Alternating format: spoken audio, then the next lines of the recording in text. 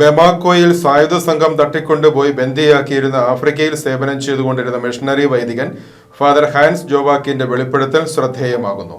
2022 November 22-നാണ് പടിഞ്ഞാറൻ ആഫ്രിക്കയിലെ മാലിയിലെ ബമാക്കോയിൽ വിശുദ്ധ കുർബാന അർപ്പിക്കാൻ തയ്യാറെടുക്കുകയായിരുന്ന German missionary father Hans Joachim ലോഹറയെ ഭീകരർ തട്ടിക്കൊണ്ടുപോയത്.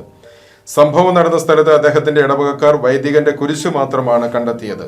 370 ദിവസം സഹേലിൽ തടങ്കലിലായിരുന്നു അദ്ദേഹം. മോചിതനായതിനു ശേഷം സംഘടിപ്പിച്ച റോമിലെ തന്റെ ആദ്യ പൊതുസമ്മേളനത്തിൽ പ്രാർത്ഥനയ്ക്കും ധ്യാനത്തിനുമായി നീക്കിവച്ചിരുന്ന സമയമെന്നായിരുന്നു തന്റെ തടങ്കൽ ദിനങ്ങളെ വൈദികൻ വിശേഷിപ്പിച്ചത്. ക്രിസ്തുരാജന്റെ തിരുനാൾ ദിനത്തിൽ തന്നെ കയ്യാമം വെച്ച് മുഖംമൂടി ധരിപ്പിച്ച് കാറിൽ തട്ടിക്കൊണ്ടുപോയത് അൽഖ്വയ്ദ തീവ്രവാദികളായിരുന്നു.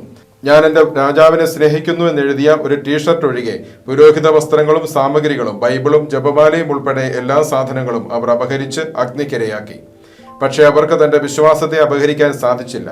ബന്ദികളാക്കപ്പെട്ട വൈദികരുടെ മോചനത്തിന് സാധാരണ 4 വർഷമെങ്കിലും എടുക്കുമെന്ന് പറഞ്ഞ ഫാദർ ഹൈൻസ് 1 വർഷത്തിനു ശേഷമുള്ള തന്റെ മോചനം പ്രതീക്ഷിച്ചില്ലെന്നും ഇതൊരു അത്ഭുതമാണെന്നും കൂട്ടിച്ചേർത്തു.